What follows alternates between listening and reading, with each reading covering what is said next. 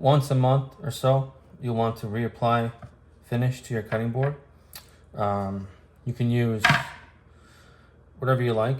Idea is to keep it food safe. These are the two that I have here. One is just plain mineral oil, which works fine, but I do find that I need to put this on more frequently. The other one that I like to use, and this is what I actually use on the boards that I sell, is this Howard Butcher Block conditioner, which is a blend of mineral oils and waxes. You can do something separate, like a two-part finish with mineral oil, then you put wax on it yourself. It's up to you. Again, the idea being to keep everything food safe.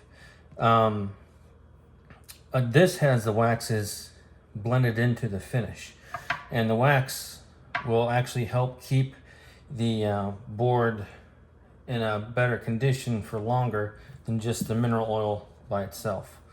So the wax is like an extra barrier on top, and waxes as a finish do not last very long, but neither does mineral oil. That's why you got to do about once a month. And so this is just what I like to do. This is how I like to do this. You just need whatever you're going to put on there as your oil, and some paper towels. And we'll start with the underside first, because you do want to do it equally all the way around.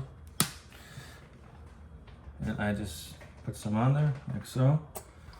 And I take a paper towel I've got, just fold it up, and then I use that to work it into the board. Just use not any kind of like particular pattern. I just swirl it around, light pressure, helping the pores to soak it up.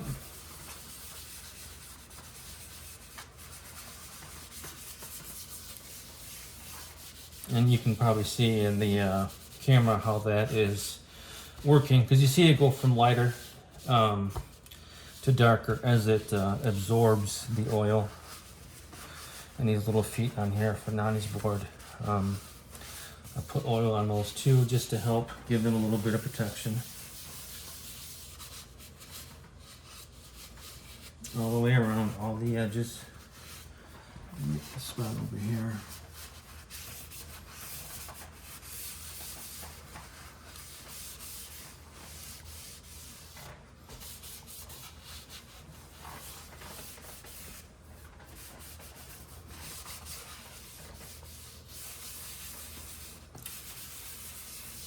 Just to keep that oil absorbing into the wood. Spin around, paper towels, push it in. There's a limit to how much finish, how much of this mineral oil or mineral oil and wax blend that wood can absorb. So you can't do a whole lot with it. Just take a clean paper towel I haven't used and go back through, wipe everything off to get any of the excess off of the board. The same pattern.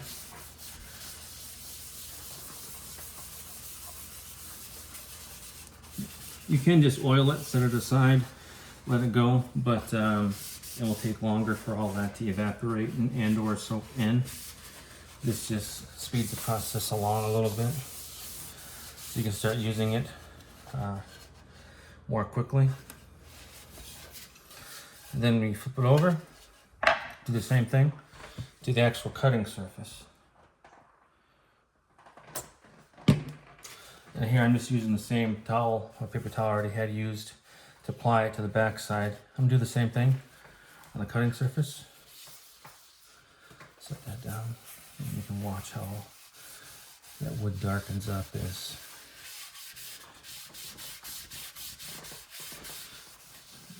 you get it to absorb this oil wax blend. Get it into the juice grooves around all the edges. Even out here on the outer edge where you think you don't cut, it does happen that you'll end up cutting something there eventually.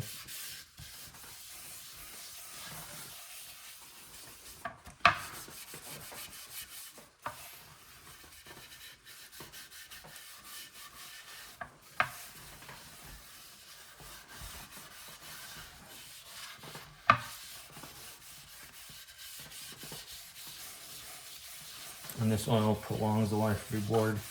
Keeps it looking nicer, it keeps it hydrated.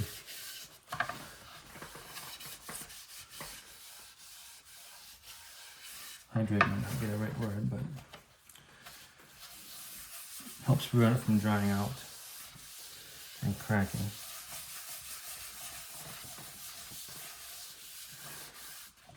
And set that one aside. Go back to the one we've already used to wipe off the underside.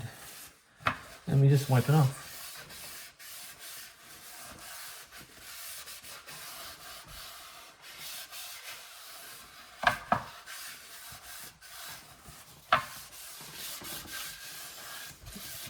You might want to wear like rubber gloves or something applying this because it is an oil.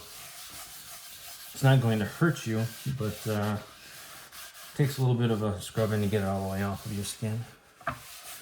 I'm in the middle of finishing a bunch of boards, so I shot this video when it doesn't really matter to me. There, now we got everything wiped off. And you can tell the color change in the board itself. And if I turn that a little bit in light, you can see how it's been used. Now it's got the oil in there, on there. It'll be good to go for another month or so.